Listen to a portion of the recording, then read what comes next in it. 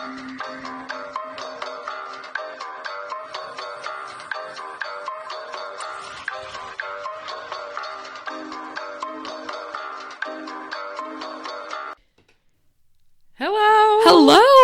Welcome back to Historia. It's been so long. It has been a very long time, and we apologize. But we're back. We are back. It's been a crazy last couple months or so. Just trying to find time to work in each other's schedules is very tough when you have a full-time job. Yeah, I had to reschedule twice. I mean, Kylie has 3 jobs.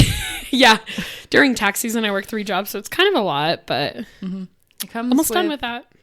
That's good. At least you get your taxes done for free. I know. I still need to do them. I have not, because I am dreading to know what we'll get back. Or if we have to pay, which I don't know why we would have to pay, but I don't know. Freaking taxation in America is fucked up. I hate it. I will. Yeah. But everyone in Colorado is getting $800 this year. For the Some people Tabor. got more. Yeah, well, at least 800, but Yeah. 800 is what you get for the Tabor, and then, of course, if you have more state taxes. This is why I told James last year to become like a resident of Colorado, and he still hasn't. Oh, well, yeah, well, now he can't get the Tabor. Yeah, well, granted, he was in Poland for 9 months, but That'll do it. I'm just like, I keep telling him, and he's like, yeah, I know. And I'm like, well, if you're going to be upset that we're not going to get anything back, that's your fault. Yeah. Because New York is fucked up with their taxes too. Yeah. So they're probably not getting anything. So I'm like, you're the reason why we're not getting anything back. So that money that I get, that's mine. It's funny because whenever I tell people I work in a tax office part-time, they're like, can you do my taxes? I'm like, I sit there and answer phones. I'm not an actual accountant or whatever they're called. I might do it one day because they make really good money and they only work for like 4 months of the year. Literally. So I'm actually considering it. And I've learned a lot of like tax information just by working there. But there's been lots of drama this year with all the tax pros. And I had to talk to a private investigator and they were like, do you feel safe in your environment? What? I'll tell you later. It's oh crazy. My God. So anyway. The tea. Yeah, it's been nice and entertaining. That makes it so much worthwhile. You know, James always has my husband always has crazy shit to say about like what's going on in his buddies' lives or just things going on at work. And he's like, there's nothing ever going on at your work. And I'm like, no, because it's boring as hell. And I'm literally listening to shows all day long. That's nice. So I'm like, there is no tea in my building and it makes me upset. That's how I feel working online. I'm like, there's nothing. No drama. Like, I don't know how people could work from home 24/7 because I need that social interaction. Yeah, me too. Like, That's why I work at a restaurant. Yeah, like I'm talking mad shit with my coworker about something stupid that these people do. Mm-hmm. Or just like, because I work in a mortgage company, I'm like, ugh, this person. Classic. There is like a little bit of tea that someone got like fired and I was like, oh shit. When there is tea, it's like so fun. Yeah. Because it doesn't happen much. No, right?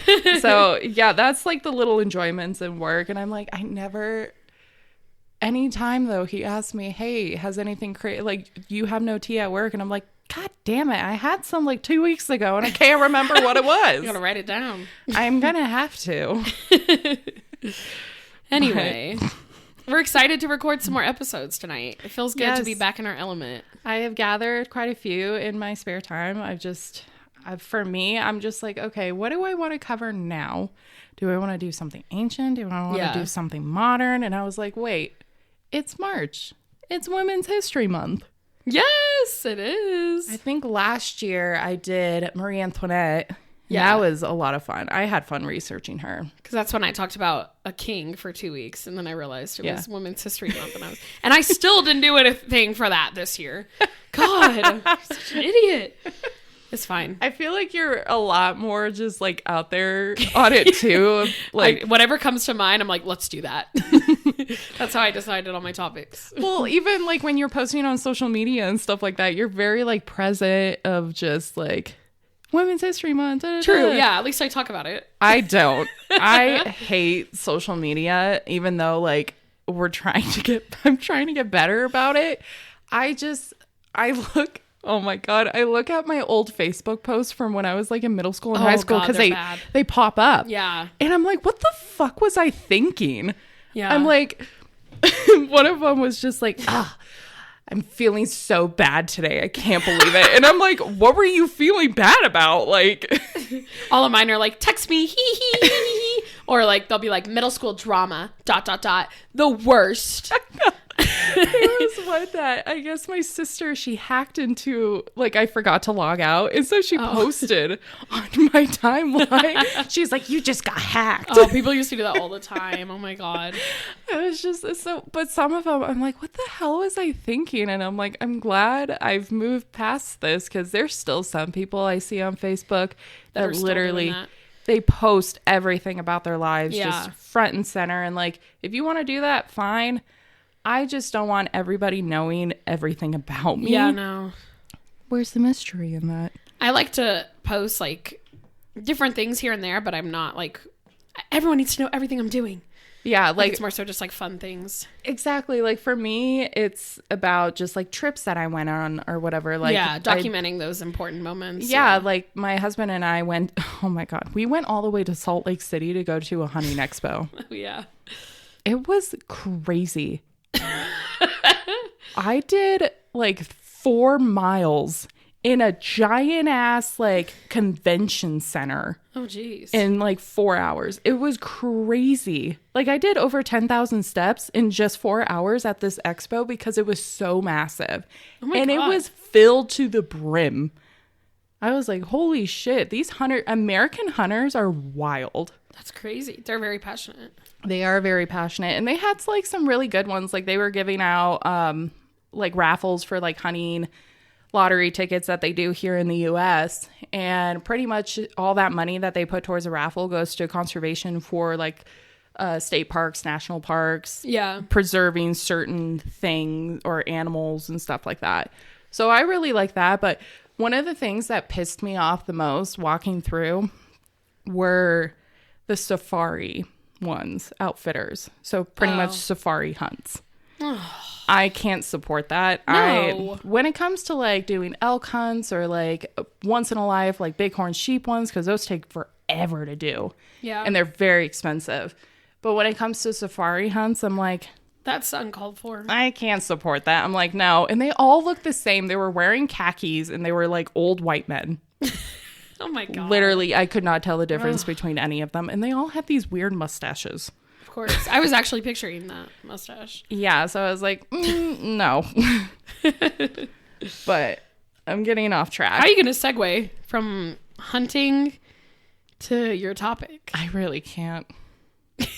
I guess the person I'm talking about passed over Africa. Oh, there we go. Kind Safari. of. Yeah. Yeah. Okay. God. Well, let's just dive on in. Let's jump on in. So, kicking off, I'm going to kick off Women's History Month with a great topic. She is well known all around the world and has made quite a name for herself. This week, I'm going to be talking about the one, the only Amelia Earhart. Oh. Yes. Oh my God, fun. It inspired me from Night at the Museum. Of course. Oh, the Smithsonian one. Mm-hmm. I love those movies. Yeah, because she was in, I think, the second one? I don't remember. It was the Smithsonian one. I don't know which one that was. It was the second or third. Yeah. So I always found her story to be pretty tragic because everybody knows what happened to her. Yeah. But the more that I researched on her, she is more than just a mystery. She's pretty fucking awesome for her time. Oh, I gotta give her that. This is a good one for women's history. Right? I was like, yeah. This woman faced all odds during the early 20th century and made sure everyone knew how independent and strong she was. She was not going to take shit from no man. Or anybody in general because people are messed up. Yeah. I have a new respect for her. So this one's for you, Amelia. I love Rip. that name too. I do too. Rip. So to get started this week, I first want to cover where I got my information from. So I pulled from 3 separate websites, but there is so much on her. I didn't want to watch any documentaries because I didn't have time. Or I did have time, but I like having the descriptions in front of me. Like I watched like a documentary and I was just like, yeah, that's the information that I was looking at. But you weren't like writing things down as you were watching it. I can't do that. I have to have full focus. I always struggled in that department. But see, I always focus better listening or like hearing it than to read. I love reading, so that's my specialty. When I read, I'm like instantly distracted. Oh, I'm highlighting everything. That's how I do it. So I pulled research from the PBS website. There's actually an Amelia Earhart website and the National Women's History Museum website. They each had solid information about her, and some had more on like her accomplishments. It was very well detailed. All of these websites were amazing when it came to her history. So let's get started. To begin our story on this notable figure in history, we need to talk about her roots. You always got to start somewhere. Oh, yeah. Did aviation always inspire her? And how did her childhood make her the woman that she was? Let's go over it. Woo woo. Amelia Mary Earhart was born in Atchison, Kansas on July 24th, 1897. Her parents were Amy Otis and Edwin Stanton Earhart. She would also have a little sister join the family 2 years later, Muriel. Oh, it's such an that's innocent a really name. Cute name. It's so innocent. I love that. In her primary years of growing up, Amelia would actually live with her grandparents during the time she would attend school in Atchison, and she would spend her summers in Kansas City with her parents. Okay. Mm-hmm. I can assume that her parents were working to pay for like what they could. So like when she was with her grandparents during the school year, they were just working as hard as they could because it's expensive. And leaving Amelia to her grandparents was probably a better option too for raising in like a smaller environment. So living in this smaller town atmosphere in Kansas, Amelia would grow to love being outdoors. She found herself enjoying typical kid activities like climbing trees, sledding, and even hunting. Oh, wow. There we go. There's the segue. There we go. She hunted rats with a .22 rifle. Oh, rats? Yeah. Damn. Savage. All right, Amelia. So part of Amelia's childhood was also collecting newspaper clippings on women who broke the glass ceiling and were successful in male-dominated fields. Mm-hmm. Pretty impressive. Starts young. Oh, yeah. This is where she developed her personality of being independent, but also knowing that she could do anything she puts her mind to. Because why the hell not? It's only the early 1900s. Pressing forward to 1908, Amy and Edwin would move to Des Moines, Iowa, and Amelia decided to join them. She's like, I'll hop on the train with you guys. It is during this time that Amelia would see her first airplane. It should be noted that the concept of the airplane was still new. Yeah. Like early development stages. Amelia would attend the Iowa State Fair and see her first airplane. She was not impressed with what she saw. She actually quoted, "It was a thing of rusty wire and wood and looked not at all interesting." Burn. So sometimes... Tell it like it is, girl. We love it. She, honestly, reading a lot of her quotes, I was like, this girl literally has no filter, and I appreciate every second of it. I love her. What an icon. She was very confident, and I love that. Yeah. Oh, great woman. A couple years later, at the age of 12, life started to raise difficulty for Amelia and her family. It was in 1911 that her grandmother, who practically raised her in her younger years, had passed away. This devastated her. She was very sad. So that kind of took some time of just building up, kind of just mourning and moving forward. Her father also during this time was turning into an alcoholic to the point where he eventually lost his job. Oh, no. Yeah. He realized that he had a problem and he would check himself into a sanatorium so he could go through, like, I guess it was rehab, but I don't think they really called it rehab then. Yeah, yeah. It was kind of just like a crazy house to be like, oh, you got to get over this.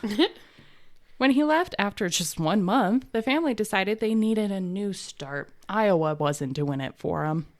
They would all then move to St. Paul, Minnesota. This would occur in 1913. This fresh start, though, did not last that long. Edwin would quickly relapse, which is common during this time, and Amy had had enough. She's like, nope. And she decided to leave Edwin and take Amelia and Muriel to Chicago. Oh, wow. Okay. She's like, we're leaving. Bye. In Chicago, Amelia would continue to go to school and had herself enrolled into Hyde Park High School. She would go on to graduate in 1915. When I was reading like about this, the high school is like really a big, just like, oh my God, Amelia Earhart went here. So she decided after high school that she wanted to attend a girls' finishing school called Argonauts. Something like that. I don't know how to pronounce that. The school was in Philadelphia, and she did very well in it. Amelia, she would do very well in her classes, and she even became the vice president. Oh. Pretty impressive. But she decided to take a step away from school when World War I started. Bum, bum, bum. Wanting to help, Amelia decided that she would use her time to volunteer as a nurse at the Toronto Spadina Military Hospital. There, she would nurse the wounded soldiers that came back from the war. Very, very good of her. Yeah. While nursing, she would meet soldiers that were aviators during the war, and this caused a new interest of aviation to start from her. She was just like, that's a lot better than the rusty piece of shit I saw. Oh my God. She would even go to a flying exposition with a friend in Toronto, and this even sparked more interest of her with the flying machines or the aeroplane. At the war's end, Amelia then decided that she wanted to attend university. In the fall of 1919, Amelia would enroll into a pre-med program at Columbia. Anyone could get into Columbia at that time. She was pretty smart, though. Sounds like it. Pre-med, too? Damn. Yeah. I mean, it makes sense because she was a nurse, but props to her. In the interest of the interest, though, of the topic kind of just, like, disappeared. She was like, I'm going to quit school. I'm going to go help my parents back in LA because they got back together and they moved there. Okay. So she decided to join her parents. In December of 1920, Amelia would attend an air show with her father in Long Beach. It would be this air show that changed everything for her. At the air show, she would be offered to ride in the airplane with pilot Frank Hawk. This experience would be like anything she had done before, and she wanted more of it. She loved it the moment she got in the plane. After the plane ride, she decided this was a passion that she wanted to pursue. She was, anything she found interest in, she's like, I'm giving it 110%. That's awesome. Then she's like, To make that happen, Amelia would need money to pay for the lessons. The workforce that she went to pay for the flying lessons and eventually plane, she would work as a truck driver, a photographer, and a stenographer. Dang. Working very random jobs. My God, interesting. Her first flying lesson would be with female aviator Netta Snook on January 3rd, 1921. Loving every moment of it, Amelia was only encouraged to follow with the dream of flying. In a matter of 6 months, in July, Amelia would save up enough money to purchase her first plane because they were super cheap back then. Oh my God, purchase a plane. Yeah. This was a yellow Kinner Astor biplane. She would name this lovely plane the Canary. I have a picture right here. Oh. So it's literally like a little crop duster plane. It's very small. It just fits one person. How much did it cost? I don't know. Probably like $500. Wow. Because the airplane was still like a new thing. So it was on the more affordable side, I guess you could say. I thought it'd be more expensive if they're rare, but I guess like they weren't really like finished. So it makes sense that you can just buy one. Yeah, and I mean like it was probably a lot simpler to make these. Yeah, that makes sense. I think with these, to really get the engine started, I think you had to push the propeller? On the front to get the motor going. I think that's how the old planes worked. Cute. I could be wrong. Yeah, but I think you're right. I think I've seen that in a movie. No, I've definitely seen that before. Like, they've definitely spun it before. I've seen that. Yeah, and I think it was like early on too, so it would make sense. Good Lord. So she bought this plane. It would be in December of 1921 that Amelia would pass and receive her flying license. So the plane that she bought, she could now actually fly legally. From this point, flying was who she was. She would take this victory to participate in the Pacific Coast Ladies Derby. These were very big, so it was pretty much you fly a long distance with like other people. Oh, wow. Mm-hmm. And there's like a woman, like a winner at the end. Okay. So they had like a whole women's section too. So there was like other women flying at this point. So gotta give them that.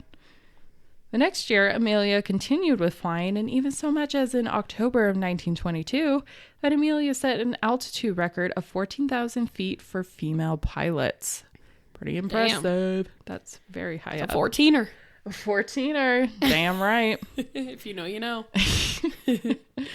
She just kept moving up in the aviation game. In May of 1923, Amelia would obtain her international pilot's license. She was determined to soar across the world.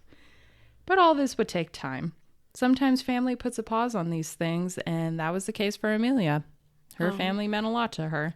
The following year, Amy and Edwin would call it quits and divorce. About time. Let's be honest. I know, right? With how many times they got back together and broke it off. It's time to just end it, buddies. Mm-hmm. Amelia, being a good daughter, would help her mother move from California all the way to Massachusetts, where Amelia was living. Dang. That's a long-ass drive. Yeah. God, if you're not from the United States, you have no idea how freaking long. Yeah, you look at a map, it's probably a good, 4-day drive. I would assume, yeah. Yeah, because from Colorado to, New York, it takes, a day. Yeah. 24 hours, a full 24 hours. So from California to Massachusetts, one coast to another, that's taking you at least, 3 or 4 days. At least gas was cheap back then. Dude, it probably took them longer because cars weren't going as fast then. I don't even know how a car could make it that far. In the 30s or in the 20s. Had to be a really good car. I guess. Or maybe they took an actual plane. Or not plane, train. Probably. It said drive when I read the thing. It was they drove. And I was like, is that realistic? They could have. I mean, a lot of people drove. But that is really far. The cars back then, though, weren't that reliable. That means it probably took them longer. They had to stop a lot. Oh, 100%. Check the engine. That's a long-ass trip. Yeah. Oh, God. I give him props to that. Oh, for sure. Yeah, so she moved in with Muriel. Okay. When she moved to Boston.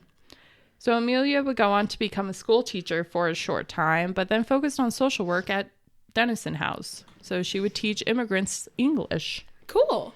Yeah, so she took a hiatus for flying just to focus on her mother's divorce, because being a woman back then, a divorce was a huge no-no. Yeah. And especially with her mom being older and kind of focusing, she's like, yeah, I should probably actually pay for housing and food and stuff to help my mom out, because I'm not the only one. And I'm sure Muriel felt the same. Right. Her aviation career would be put on a hiatus for a whole 3 years as she helped her family. But she still had her love for aviation and supported it at any point possible. Because of this, she would be recognized for being such. She would join the Boston section of the National Aeronautic Association and would be featured in some of their newspaper articles, because she was already doing pretty cool things before she took a hiatus. But it would soon end when she was approached by publicist George P. Putnam. He was wanting to create a book for another transcontinental flight through aviation and wanted Amelia to participate. He's like, yo, you're a pretty impressive woman and you fly. You want to do this? And she's like, what? So she would not, at this point, she would not be flying, but she would be the first woman to accomplish flying across the Atlantic. Yeah, that's a pretty cool thing. Mm-hmm. I mean, she was in the back, but still, she had to help. She thought originally it was a prank, but she was more excited to participate when discovering the request was legit. She was like, okay. She would be flying with pilot Wilmer Stoltz and co-pilot/mechanic Louis Gordon. On this flight, they would be flying in a Fokker F-7, and the name was Friendship. Oh. Because you got to name your plane like you do a boat, because if you don't, it's bad luck. Yeah, that makes sense. Mm-hmm. Their flight would begin on June 17th, 1928 from Trepassey Harbor in Newfoundland. And the flight would go smoothly, and the group would arrive 20 hours and 40 minutes to Buryport, Wales. So they just went boop, right across the Atlantic. No issues. Good for them. That was probably terrifying. I bet. You're just like, I don't know what's going on. But then again, it was also the summertime, so it was not as sketchy for them. Yeah. So the news of the success, and Amelia being the first woman to successfully fly across the Atlantic, a parade was held in New York for her and the other pilots, and she would go to the White House to meet President Calvin Coolidge. Oh, I forget about him. Everyone does. Oh, poor guy. He has a cool name. He's Coolidge. Cool. Coolidge. He's so cool. Yeah. In the summer of 1928, the book Friendship Flight, 20 Hours and 40 Minutes, would be published. Amelia would go along to the book tour and would become an almost instant celebrity because of it. And some of the quotes I was reading, she was just like, I didn't really do anything. I just kind of was sitting there with them. So she was very acknowledgeable of just like, hey, I want to like do something for myself. Like I just, being the first woman to cross it, cool, but I didn't really do anything. Yeah, like she wanted to be known for more. Yeah, she wanted to prove herself, which 100%, like, yeah, don't praising just because she's a woman. I'm just like, right. Did she do anything? Yeah. But at this point, like, she was already setting records for female pilots, which is really impressive. But of course, like, at that point, they're just like, oh my God, that's so cool. But the fact that, like, oh, she was the first woman to cross the Atlantic, even though she was sitting in the back seat. Yeah. But she was going to make herself known of, like, I can do more than that. I love her effort because she's just like, fuck all you guys. I'm actually going to do my passion. Wait and see. She's like, I'm just on the back burner, but I'm just doing my damn thing. Wow. Love it. I give her props. So she even became an aviation editor for Cosmopolitan. Oh. That was like a section of the magazine at one point. Really? Yeah. I guess it makes sense if it's like up and coming, you know? Yeah. It was in late 1920s. It's just weird to think that they had an aviation section. That is. It's like oh, God. So the following year, in August of 1929, Amelia would go on to purchase another plane. This would be a single-engine Lockheed Vega plane, and she would use this plane to fly in the Women's Air Derby from Santa Monica to Cleveland. So she would come in third place during this. But between participating in aviation derbies, Amelia would go on to help found the 99s Incorporation. This organization was to help promote female aviators. She even used her voice to promote commercial airlines. So she was doing a lot for the community. I give her props for doing this. Like, this is the impressive part. For sure. In July of 1930, Amelia's aviation talent continues when she would set a flying speed record. She would fly at 181.18 miles per hour. Wow. I don't know what that is in kilometers. Me neither, but that sounds pretty impressive. It's fast for a plane like that. Within the next 5 years, she would set 7 female speed and distance records. Homegirl was doing it. Dang. Good for her. During her time of setting records and being a celebrity icon, Amelia would go on to also find love. Oh, good. Back during her preparation for the transatlantic flight, she would meet George Palmer Putnam, so the guy who approached her. Oh. And they started off as friends. They were just like, oh, this is cool. Like, we're going to like build this friendship. But then their relationship would further develop. So they would eventually get romantic and fall in love. Aww. But her marriage was not conventional, like for the 1930s. Like when you think of a 1930s like marriage, housewife. Yeah. Don't talk back to your husband. Don't work. Just do what he wants. That's the Take care of American the way. kids. But she was ahead of her time. She didn't want the marriage that these women were having. She wanted an equal partnership. Yeah. She's like, I'm not going to deal with that shit. She's like, I've been through too much. I've seen what a messed up marriage does, like from her parents' experience of going through a divorce, of him being a drunk and her mom being a housewife. That makes sense of her not wanting anything like that. She wanted the traditional family.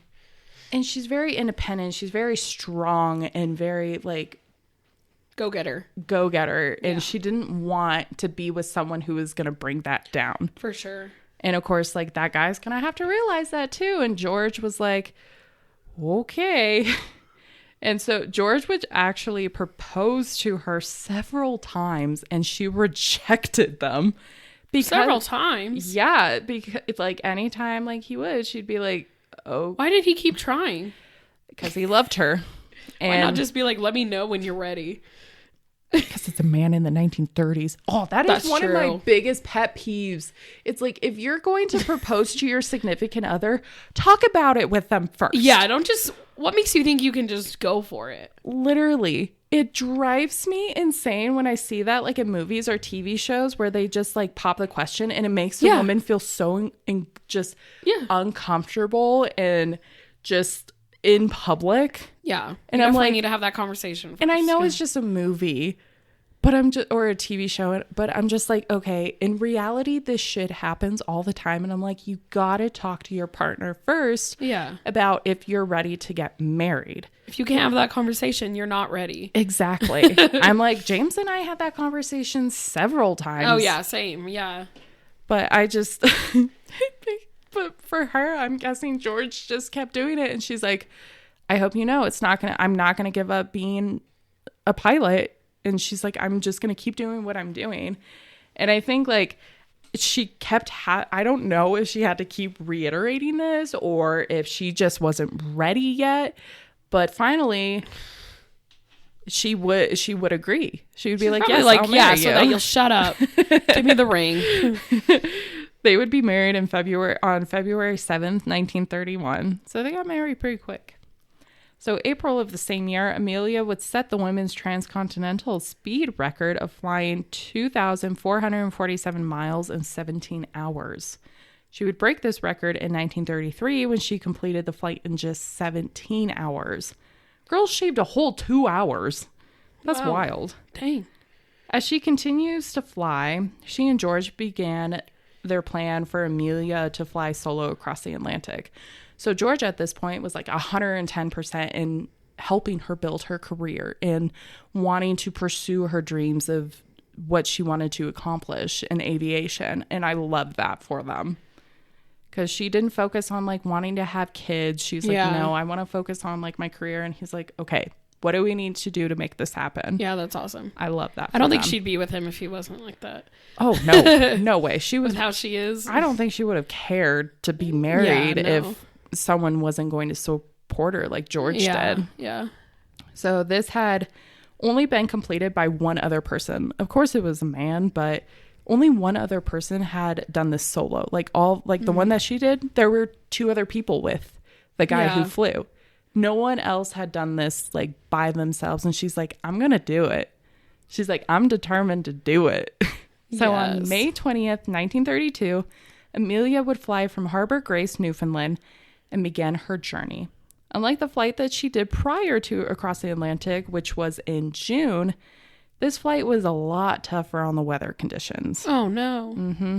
There would be very strong winds, icy conditions, and even mechanical problems during her flight. And she was doing this all on her own. Pick a different day. Yeah. Originally, she was supposed to land in Paris, but she would have to cut her flight short. She would end up landing in a pasture in New Londonderry, Ireland. Oh. Still, she did complete her goal because she was she flew across the Atlantic, so she did it. it was funny because one of the quotes that I read, she's like, I scared the cows that were in the pasture when she landed. They're probably like, what is that? So she was the first woman who flew across the Atlantic. Yay. And the second person to do it in the world. That's pretty impressive. I'm glad you said that thing about her doing it solo, because when you were saying it earlier, I was like, I thought she did by herself. And then it happened. Okay. It just takes time. Yeah. I mean, you got to build up, and that's what she did. She was like, I'm not going to go down. Yeah. She's like, I'm not going to go down of just being a woman who flew across the Atlantic. She's like, I want to be known for doing it solo. Yeah. So. Hell to the yaw. I love that for her. So this news was all over the place, and she was gaining a lot in the spotlight now. So she would be awarded a gold medal from the National Geographic that was given by President Herbert Hoover. Don't really know what he did. Congress even gave Amelia the Distinguished Flying Cross. This was the first award of this kind to be given to a woman. Wow. Mm-hmm. She also received the Cross of Knight of the Legion of Honor from the French government. Okay. They're like, you are bougie. Ho, ho, ho. Oh, my God. So, cool fact is that the land site of the flight where she landed is now a museum. Like, they have a little museum there. It's called the Amelia Earhart Center. Aw, cute. I love it. So now moving forward to 1935, Amelia would begin her next plan on what she wanted to accomplish in her aviation career. This next move would be to cross the Pacific. Because the Atlantic is one thing, but my God, the Pacific is another. Level 2. Literally. She would plan on flying solo from Honolulu to Oakland. She would become the first person to complete this flight on January 11th, 1935. So she went all the way from Hawaii to California. Wow. Which is, I guess, yeah, technically going across the Pacific. Yeah. So in April of that year, she would complete a flight from Mexico City to LA, and then in May from Mexico City to New York. So she was just like hopping all over the place of just like, I'm going to go from Central America all the way up to top of North America. That's a cool way to travel. Mm-hmm. You see everything. Fly over it. Yeah. So the more that she flew, the more she craved of wanting to accomplish more around the world. She was determined to keep growing her flight time and distance. It came to the point that Amelia decided a flight that she dreamed of attempting. This would be the around the world flight. Purdue University would finance a plane for Amelia. This would be a Lockheed Electra 10E. I don't know. It's an that old means plane. Something to someone. It's an old plane. It's a cute plane, though. And this plane would be called the Flying Laboratory. Nice. So for the next 2 years, Amelia would obtain everything she needed for the flight. Her first attempt would be made on March 17th, 1937. When she flew with her navigator friend Noonan and Captain Harry Manning and stunt pilot. I don't know what I meant to put. Stunt pilot? I mean, I think it's like a co-pilot, Paul Mance. So there's a lot of people in this plane with her for the first go. Yeah. So they would first fly from Oakland and fly to Honolulu. This was smooth sailing, but 3 days later, when they tried to set off, there were problems with the plane. The plane kept failing for their takeoff, so Amelia and them decided to call off this attempt and re-execute her plane. So she pretty much tore it apart and put it back together. Of course. To figure out what was the problem, how to make it better, and where to go from there. So from March to June, Amelia would have the plane reconstructed. It would be on June 1st that Amelia would attempt her second try of the flight. This go around, it would only be her and Fred Noonan in the plane. It's great that this time around there was only 2 of them instead of like 4 or 5 of them, but still sucks. Yeah. To make sure they utilized the distance they could go on fuel they needed to be as light as possible. And the 2 would begin their flight from Miami, Florida. So Amelia and Noonan would stop in South America, in Africa, India, and in Lae, New Guinea. By the time they arrived in Lae on June 29th, they excuse me, they had already flown 22,000 miles. Jesus. They only had a short 7,000 miles left until she would complete her goal. Dang. Yeah. That's so sad. That's crazy. Their next stop would be in Howland Island, which is about 2,556 miles from Lae.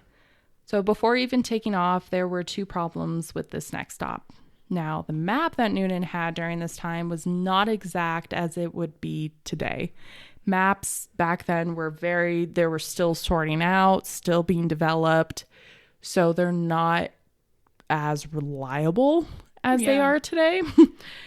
And the second was that the island was so small. Like, their landing strip was cutting it close. Oof. Yeah. So it was only about, this island was only about 1.5 miles long. So pretty much like their stop would be the whole strip of the island. Oh my God, that's scary. Yeah. So it would be a big stretch for them. Everyone was invested in this flight because they're like, holy shit, the first woman is going to be doing this. This is going to be crazy. And she's getting so close. And she's American. So like the whole like U.S., all the presidents love her. They're like, oh my God, we have to show as much support as we can for her. So the U.S. Coast Guard would be just offshore from the island and burning like any lights that they could so the island can be seen. So if they're coming in at night, that they're like, hey, here's the island, you need to like drop down here. Yeah. So they were literally just offshore the island, just waiting for her to come, her and Noonan. On July 2nd, 10 a.m., the 2 would then take off from Lae, New Guinea. They would run into the first thing, like cloudy skies and rain. At first, they're like, it's not supposed to be like this shitty out, but we just have to push through, and that's already sketchy as it is. And this would make it hard to see what direction they were going if the compass failed them. So they're like, oh God. She would report this weather to the Coast Guard, and the Coast Guard constantly would make transmissions, but Amelia never received them on her end. So she kept like throughout like the early morning flight, she kept giving them transmissions, like pretty much talking to them. But when they tried to like talk back to her, she couldn't hear them on her line. So there was something wrong with the radio. Her voice on the line was continuously faint. And at one point, they could hear that their fuel was running low and they were flying at 1,000 feet. Oh my God. So they were flying very low. And the last they could hear from Amelia, the last words that they heard from her, we are running north and south. And then all communication just died. Oh, shit. Yeah. So they didn't know where she was. Like, they didn't know how close she was. They can estimate for like the flight time and like the speed that they were going, but again, no one knows. Yeah. So this concerned everyone on the ship, and immediately a search would be set out to find Amelia and Fred. The U.S. military would spend $4 million and spread their search 250,000 miles before calling off the search. Oh. Yeah, they spent a lot to find them. The search would end on July 19th. The following year on Howland Island, a lighthouse would be built in her memory. Following, there would be schools, street names, airports that would be made in her name because she was so freaking close. It would be on January 5th, 1939, that Amelia Earhart is declared as legally dead in court in LA. Year following her death, there has been many speculations of what happened during the flight and where she could have ended up. Many all over the world have their theories of where she could have landed, or if they flew in the water. I'm guessing they dive bombed in the water. Oh yeah. That would make sense why they can't find her. Well, a lot of people are thinking that they found an island that they landed on, but I'm like, what's the possibility of that? Whereas like some others are like, well, maybe they flew back to like Lae, New Guinea and crash landed there. Some are like, no, she's in the water somewhere. Yeah, I don't think she would have turned around. I think she would have just like kept going as much as she could. Yeah. So there's so many theories and speculations. It's crazy. And it was just devastating for everybody to hear the news about it because everybody was keeping track of like how far she was going and how close she was getting. Like she was 7,000 miles from her destination, and she would have been the first person to do it. That's crazy. Yeah, but it was cut so short. So some have even so far as created their own expeditions to like where they believe she's located, and many have devoted their lives into finding her plane. Jeez. Like I believe there's an Expedition Unknown episode, a guy like where they were trying to find her plane. And there's like so many similar TV shows or like mysteries of like the museum or mysteries in history. Like Amelia Earhart is like front and center of it. Like people believe, like if you're getting real crazy about theories, some believe that, because she was like in the Bermuda Triangle, she just disappeared. Oh yeah, I've heard that. And I'm like, wait, what? Like, no, I think because it was the 1930s and the whole how planes were built back then weren't the greatest. It makes sense for her communication to be faulty. Yeah. It makes sense. And for them running low on fuel. And they even took as much as they could out of the plane to go further too. Like to get to the Howland Island, they took out so much shit like before they left so they could be as light as possible so they can go further. So it's just like they did the best that they could. But of course, like when something happens to like, I'm sure they had some sort of engine trouble, but again, the receiving and going in and out for the radio is just not great. Yeah. So bad luck would be on her side, but she has nonetheless made records of her time and took aviation to a whole new level. She is a woman in history that many should know her story and the amazing things she did in her lifetime. She is in the top. Yeah. For women history. She really did a lot. And I feel like a lot of people don't actually know her stories. They just know the theories. So now you know. I heard a theory that was like something about where she landed. There was like, I think it was crabs. There's like these crabs that eat humans or something. What? It was something like that. I'm going to look it up because I saw it like a few months ago. But also, I thought she was like super young. Like she is pretty young. Mm-hmm. But I like always thought she was like, I don't know, like 20. Yeah, she was probably like in her mid 30s, 40s. Because if she was born in 1897, yeah, she was probably in her late 30s, early 40s. Mm-hmm.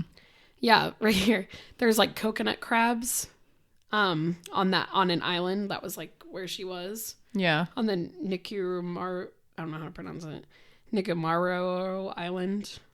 There was like coconut crabs that eat humans. What? I'm like, okay, I think she's in the ocean. Oh, 100%. I think she is too. And honestly, it's not going to be someone who's just going to be devoted into finding her. It's just going to be someone who's just like in the middle of the ocean, like fishing or like scuba diving or snorkeling or whatever, doing like some sort of research on sharks or something, and they're just going to run into a plane. Yeah. Or at least a piece of it. Because honestly, she was flying pretty low at 1,000 feet that they heard. So I don't think the crash would have been as hard. So the plane could be still in a piece. True. Or at least a couple pieces. So, yeah. I mean, who knows? I don't think we'll ever know because the ocean is so vast. Yeah. But people are legit devoted to find her plane. That'd be good money. Probably. Yeah, and I mean, it would be really good history to like figure out to solve this mystery. And it's one of those mysteries that I'm like, if I had a wish to like figure out, I would have a wish to figure out like all these mysteries of like what happened, like who was the Ripper? Yes, in London. And one is like, where did she end up? Like, where did she land? Like, did she land in the middle of the ocean? She's one of mine. And then like John Benet Ramsey's one of mine. Like, yeah, I just want to know the answers. Yeah, it's like what really happened. Yeah. So, but for her, I thought she was a really great candidate for repping Women's History Month here on the podcast. So that was so interesting. Yeah. I love that. That was great. Yay. What an icon. I love her. Yeah. So where can you find us? You can find us on Instagram and TikTok at Historia the Podcast. You can also email us at historiathepodcast@gmail.com if you have any like topic ideas or you just want to make a comment. Feel free. Definitely give us a review. Let us know how you like the show. And we got more coming for you. Yeah.